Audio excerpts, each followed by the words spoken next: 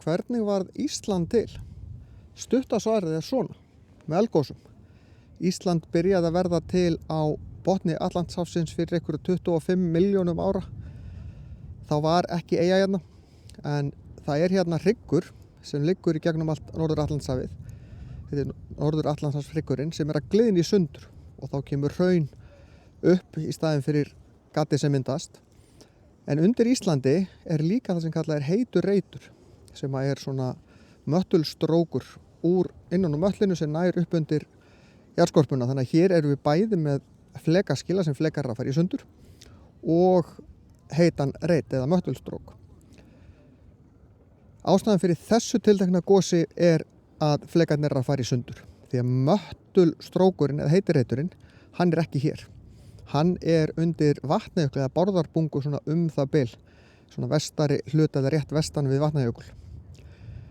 Þannig að hann ber ábyrgð á að þetta eru öll stæðstu og svona hættulegustu eldfjöllin á Íslandi á því svæði. En fyrir 25 milljónum ára byrjaði að hlaðast upp hraun og til þess að byrja með þá var þetta bara svona stafli af hraunum, en síðan fór þetta að gliðna í sundur af því að hraunið kemur alltaf upp í miðjunni, að þá hallar hraunlögin alltaf inn að miðjunni.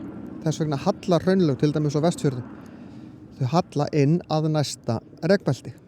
Síðan þegar voru komið með fullt af hraunum og jarðlagastöpum að þá kom ísöld og ísaldari jökullinn hann huldi landið að mestu leyti. Það voru helst fjallatoppar út við ströndina sem stóðu upp úr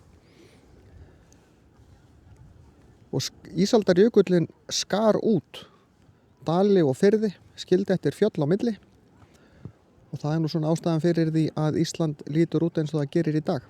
Síðan erum við náttúrulega með eldgosavirkni síðustu 10.000 árin síðan að ísöldinni lauk. Þannig að þetta er nú svona ástæðan fyrir því að Ísland lítur út eins og það gerir.